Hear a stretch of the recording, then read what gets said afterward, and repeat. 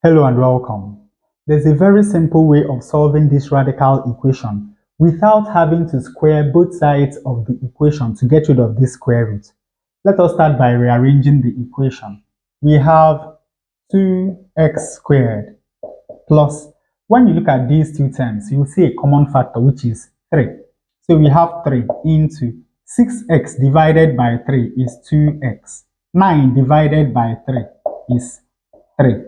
This is equal to 7x times the square root of 2x plus 3. Now, notice that here we have the square root of 2x plus 3, while here we have 2x plus 3.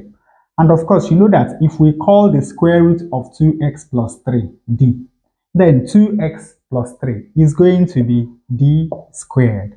And of course, since d is a square root, then we have that d must be greater than or equal to 0. Now, with these two substitutions, we can write this equation as 2x squared plus 3d squared is equal to 7xd.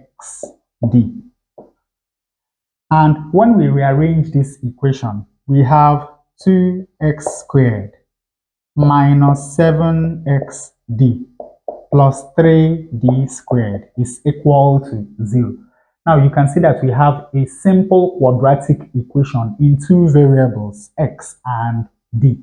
And we can solve this quadratic equation by factorization. Since we have two variables, let us use the table method. Now, what are the factors of 2x squared? We have x times 2x. What are the factors of 3d squared? We have 3d and d. But notice that the middle term is negative. So let this be minus 3d and let this be minus d. Of course, you know that minus 3d times minus d is still going to give us plus 3d squared. X times minus d is going to give us minus xd, while 2x times minus 3d is going to give us minus 6xd. Now, minus xd minus 6xd is going to give us minus 7xd. That means that when we factorize the left-hand side of this quadratic equation, we have x minus 3d times 2x minus d is equal to 0. And of course, from here, we have that either x minus 3d is equal to 0, from where x is equal to 3d. And of course, dividing both sides of this equation by 3, we have that d is equal to x over 3, or 2x minus d is equal to 0, from where d is equal to 2x. So we have that either d is equal to x over 3 or d is equal to 2x. And now, to find all the values of x that satisfy this radical equation, all we need to do is to solve these two simpler equations. In this case, when we square both sides of this equation to get rid of this square root, then we have 2x plus 3 is equal to x squared over 9. And of course, to get rid of this fraction, we will multiply through this equation by 9. 2x times 9 is 18x. 3 times 9 is 27. This is equal to x squared over 9 times 9, which is x squared. Rearranging this quadratic equation, we have x squared minus 18x is equal to 27. Now, let us complete the square on the left-hand side. And of course, to do that, we divide the coefficient of x by 2. Square it and add to both sides of the equation. So we have x squared minus 18x plus minus 18 divided by 2 is minus 9. This is squared, and this is equal to 27 plus minus 9 squared is 81. Now, this is a perfect square. So we take one x and we take one minus 9 and we square. And this is equal to 27 plus 81 is 108. Now, all we have to do is to take square root of both sides of this equation. When we do that, we have x minus 9 is equal to plus or minus the square root of 108. But there is a perfect square inside 108 because we know that 108 is 36 times 3. And the square root of 36 is 6. So we have that x minus 9 is equal to plus or minus 6 root 3. Now, when we add 9 to both sides of this equation, we have two values of x. We have that x is equal to 9 plus or minus 6 root 3. And in this case, when we square both sides of this equation to get rid of this square root, we have 2x plus 3 is equal to 4x squared. Now, rearranging this equation, we have 4x squared minus 2x is equal to 3. Dividing through this equation by 4, we have x squared minus 2 over 4x is equal to 3 over 4. But of course, 2 over 4 is equal to half. So we have x squared minus half x is equal to 3 over 4. Now let us complete the square on the left-hand side. To do that, we divide the coefficient of x by 2, square it, and add to both sides of the equation. So we have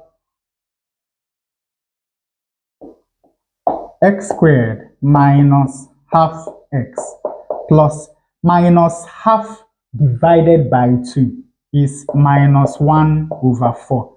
This is squared, and this is equal to 3 over 4 plus minus 1 over 4 squared is 1 over 16. Now, this is a perfect square. So we take one x and we take one minus 1 over 4 and we square. And this is equal to, now we can write 3 over 4 as 12 over 16. That is when we multiply both the numerator and the denominator by 4. Now, these two fractions have the same denominator, so we can go ahead and add the numerators. 12 plus 1 is equal to 13. And of course, this is over 16. Now, we take square root of both sides of the equation. When we do that, we have that x minus 1 over 4 is equal to plus or minus the square root of 13 over 16. Now, this is equal to plus or minus the square root of 13 divided by the square root of 16, which is equal to 4. Now, when we add 1 over 4 to both sides of this equation, we have that x is equal to 1 over 4 plus or minus root 13 over 4. And finally, we have 4 values of x. But do all these 4 values satisfy the original equation? Let us find out. Now, on the left-hand side of the original equation, we have 2x squared plus 6x plus 9. And this quadratic expression is always going to be positive for all real values of x. So the left-hand side of this equation is positive. Now, on the right-hand side, we know that this square root must always be positive. That leaves us with x. So for the left-hand side to match the right-hand side, then x must be a positive number. And of course, we know that if x is positive, then this square root is safe. So that disqualifies this value of x, and that disqualifies this value of x. So the only two values of x that satisfy the given radical equation are this and that.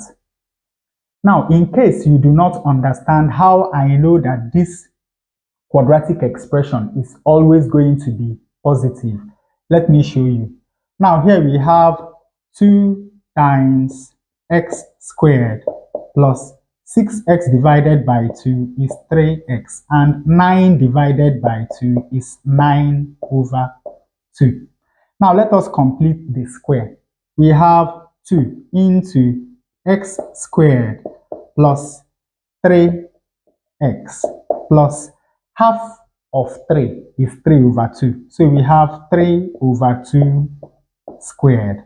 Then we have plus 9 over 2. And of course, since we have added this quantity, to keep things balanced, we must also subtract the same quantity. So we have minus 3 over 2 squared, that is 9 over 4. Now, of course, you know that this is a perfect square. So we have 2 times x plus 3 over 2 squared. There should be a big bracket here. Then 9 over 2 minus 9 over 4. Of course, you know that we can write 9 over 2 as 18 over 4. Then minus 9 over 4. 18 minus 9 is 9 divided by 4. So here we have plus 9 over 4. So when we rewrite this quadratic expression, this is what we have. Now, x plus 3 over 2 squared is always going to be positive because of the square. And then plus 9 over 4, this is a positive number. So 2 times all this is always going to be positive. So this is how we know that the left-hand side of this equation must always be positive for all real values of x.